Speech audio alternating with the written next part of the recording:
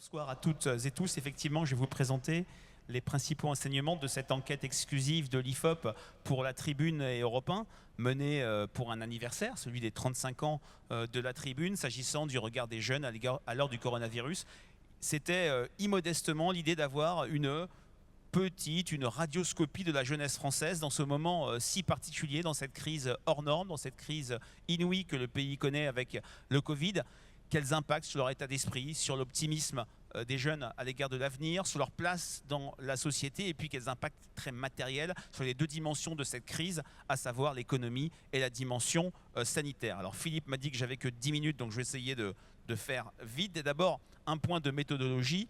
L'enquête a été menée auprès d'un gros échantillon de 1017 personnes représentatives de la population française âgée de 18 à 29 ans. L'échantillon, la taille est assez intéressante parce que ça nous permet de voir s'il y a des différences ou des points de convergence selon le genre, la génération et la catégorie sociale, pour peut-être montrer, casser d'ailleurs l'idée qu'il y a une jeunesse, mais plutôt des jeunesses et des regards très différents, notamment selon la génération. Cette enquête est très récente, elle s'est terminée en fin de semaine dernière. Et d'abord, un premier indicateur qui concerne l'état d'esprit et le sentiment d'optimisme à l'égard de l'avenir, et une question qui apparaît positive, mais qui doit être challengée. Tout simplement, le degré d'optimisme pour l'avenir. Vous le voyez, une nette majorité des jeunes interrogés, des 18-29 ans, se déclarent optimistes pour l'avenir. C'est une majorité nette, même si seulement 12% sont très optimistes. C'est très supérieur à ce que l'on mesure à l'IFOP auprès de l'ensemble des Français.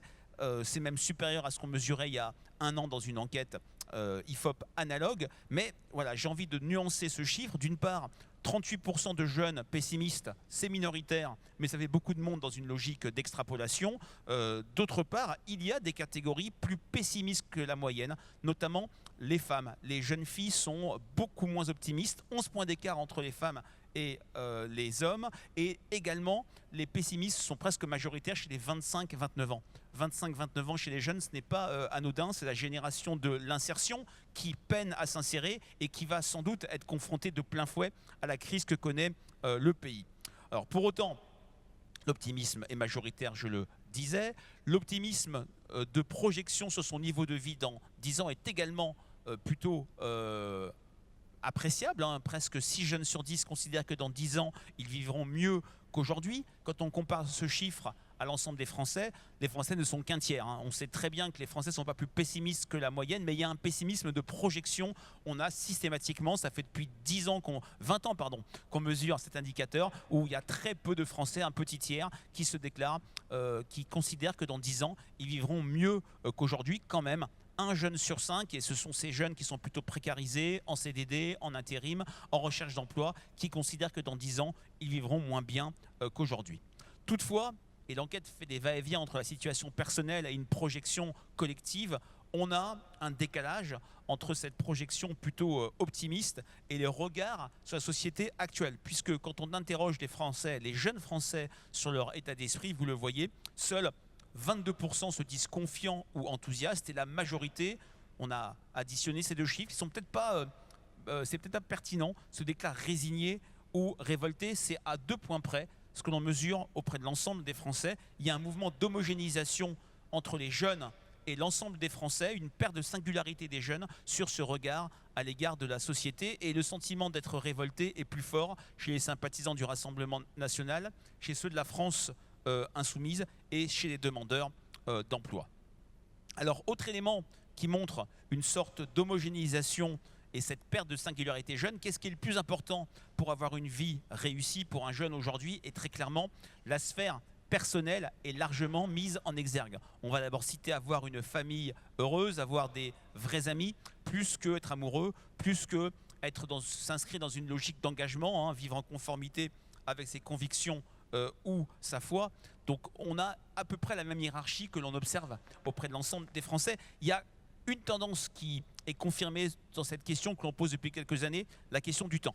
Chez les jeunes, un des premiers critères de réussite, c'est avoir du temps libre pour pouvoir profiter de la vie. On n'est pas du tout dans la logique années 80, années 90, où les jeunes, les cadres, les salariés étaient prêts à sacrifier du temps libre pour pouvoir mieux vivre. On n'est pas dans cette catégorie-là.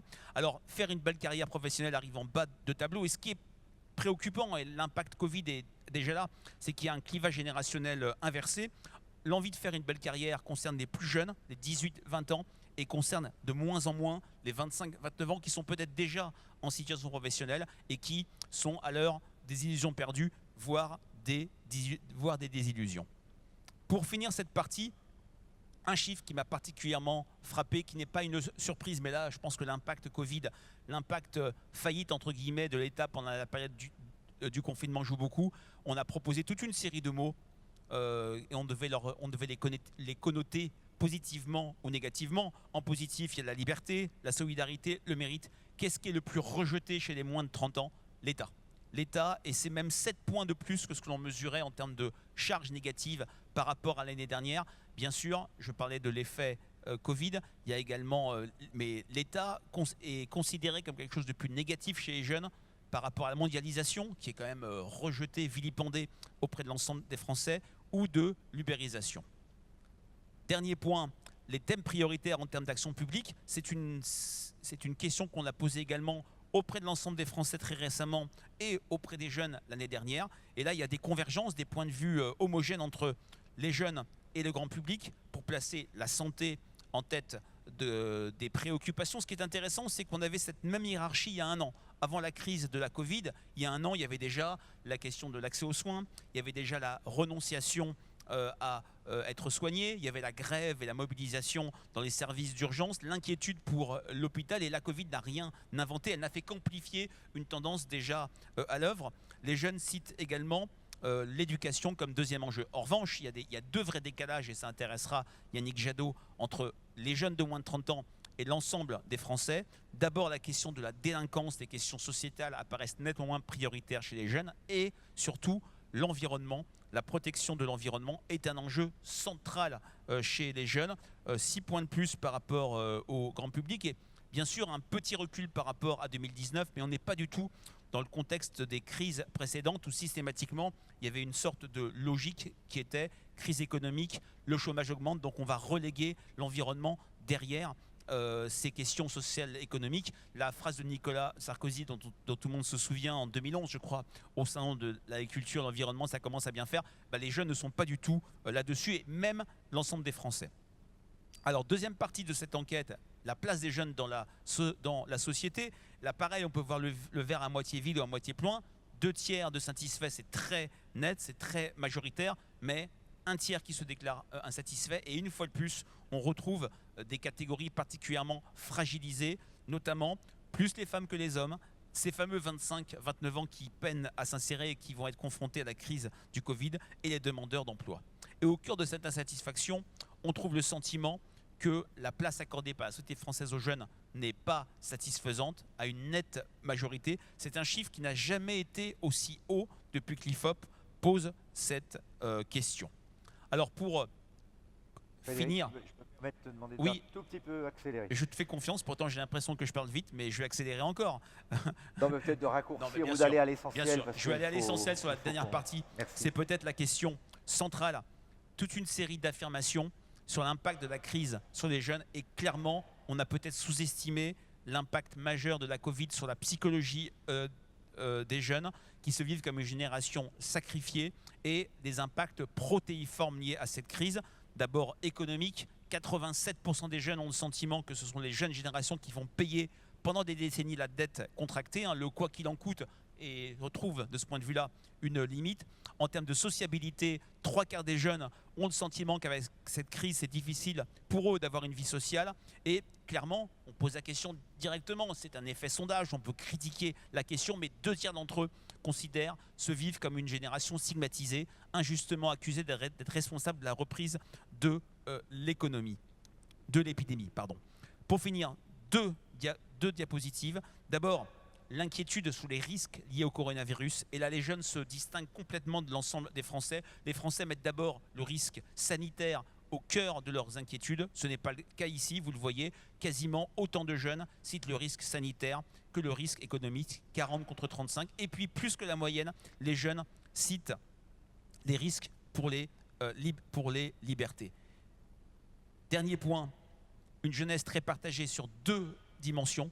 en termes d'arbitrage entre la lutte contre l'épidémie et le soutien à l'activité économique, c'est quasiment du 50-50. Hein. Un jeune sur deux considère que les pouvoirs publics doivent d'abord favoriser l'amélioration de la situation économique, quitte à ne pas freiner la reprise de l'économie. Les mots ont un sens et on voit très bien comme les 25-29 ans sont plus sur cette logique de sacrifice entre guillemets provisoire en termes de lutte contre l'épidémie par rapport à la reprise économique.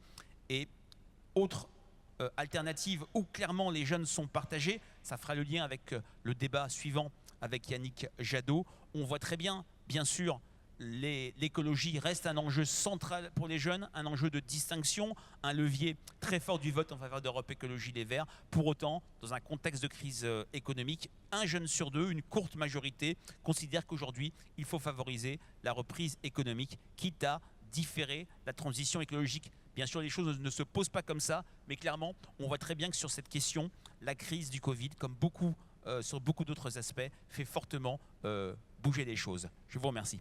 Merci beaucoup Frédéric pour ce graphique couleur sapin, on en parlera tout à l'heure avec Yannick Jadot. Alors Guillaume Lacroix, j'ai pas eu l'occasion parce qu'on a été un peu pressé par vous présenter. Vous êtes le partenaire de la Tribune, vous êtes le patron et fondateur de Brut, le média, et donc vous avez vu ces résultats. Peut-être pour aller à l'essentiel, cette question de la génération sacrifiée, alors qu'on est à la veille peut-être pas d'un reconfinement général, mais en tout cas de nouvelles mesures, alors qu'on en a déjà pris, fermeture des bars. Est-ce qu'on est en train de voler la chance de nos enfants avec ce virus?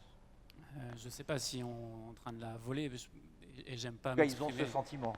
Oui, je pense qu'effectivement, c'est très compliqué d'être jeune aujourd'hui. Nous, on a 150 salariés à peu près chez Brut. Ils ont 26-27 ans de moyenne d'âge.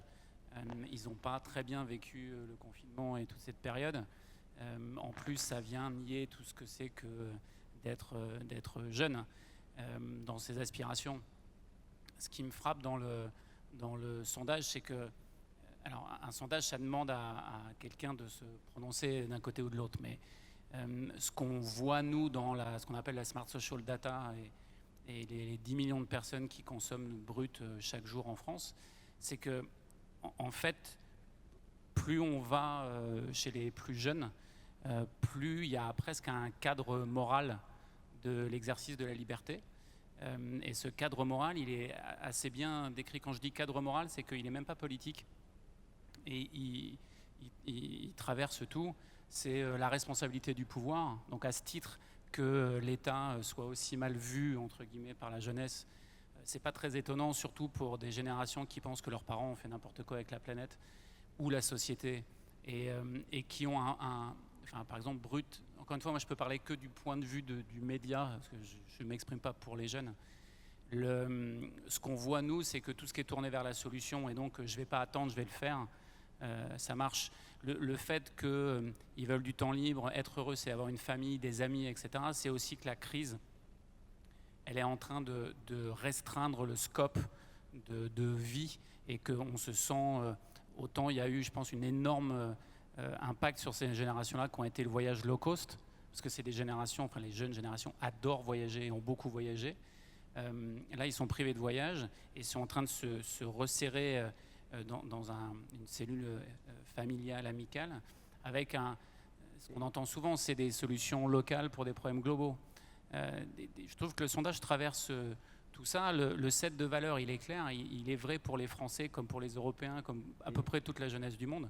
C'est la responsabilité du pouvoir, le droit des femmes et la lutte contre toutes sortes de discriminations. Évidemment, le sujet des minorités LGBT+, et la question du genre. Tout ce qui est tourné vers la solution, je le disais, et l'environnement. Alors, ça peut paraître très progressiste, mais en fait, c'est un sujet moral pour ces générations-là. C'est que, en fait, vous êtes jugé selon votre contribution à ce système de valeurs. Donc, soit vous contribuez positivement à ce système de valeurs et vous êtes une bonne personne, soit vous contribuez négativement et vous êtes une mauvaise personne. Après, on commence à parler de politique et de comment ça peut se mettre en place. Peut-être un dernier mot, ce que je trouve ça assez... Il y a un effet patate chaude entre les générations, c'est-à-dire... C'était ma question, c'est est-ce qu'il y a un conflit Bah, Est-ce que ça traduit un conflit en germe? On terminera là-dessus. Je suis pas sûr. Enfin, il y a sans doute un conflit qui va monter. Oui, de toute façon, il y a toujours un conflit générationnel. C'est le principe même des générations. Mais en plus, il faut voir que Oui, mais là, la particularité, je vais dire, cette fois, c'est différent, comme disent les économistes. C'est-à-dire que là, les boomers en ont bien profité, ils ont pris l'avion. Les jeunes, on va leur reparler, on va leur dire, bah non, toi, tu vas pas prendre l'avion. En tout cas, il faut le attendre, il faut y aller au moins 15 jours.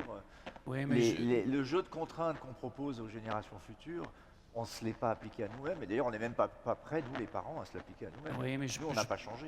je pense que pour le coup, c'est des générations qui sont extrêmement solidaires et qui s'adaptent à un environnement qui est le leur et qui feront avec, mais qui ont quand même une vraie exigence. Et, on est sur une tribune avec la tribune. Il y a plein de sujets qui vont émerger. Il y a comment on aligne le citoyen avec le consommateur, le citoyen ayant des intérêts souvent à plus long terme que le consommateur qui a des intérêts à court terme. Et ça, c'est des choses qui sont assez ancrées dans ces générations-là. Moi, ce que je trouve un peu difficile, c'est que quand je dis qu'il y a un effet patate chaude, c'est que les générations, enfin la génération X disait bon, les Y vont régler le problème. Après les Y, c'est donc les millennials, on dit mais c'est les Gen Z vont régler le problème. Maintenant, on parle même des Gen A, des nouveaux qui sont en train Oui, de enfin, régler. pire que ça, il y a une génération Z qui commence à imaginer qu'elle est la dernière génération sur Terre. C'est l'effet un peu psychologique, désastreux d'ailleurs, Ouais, du discours collapsologique. Je suis pas sûr qu'ils pensent que ça soit la dernière génération sur Terre. J'espère pour eux parce que c'est nos enfants. Mais On va clôturer là-dessus, pardon, mais c'était une remarque qui me faisait penser à des dialogues que je peux avoir moi-même dans ma famille. oui, moi ce que je vois beaucoup, encore une fois, je peux parler que du point de vue du média, c'est que moi, Brut m'a plutôt rendu formidablement optimiste sur la capacité des gens à s'organiser, à avancer, à bouger. Et à prendre le pouvoir. C'est et à prendre le pouvoir. un peu ce qu'on a dit au cours de cette journée. Merci à tous les deux.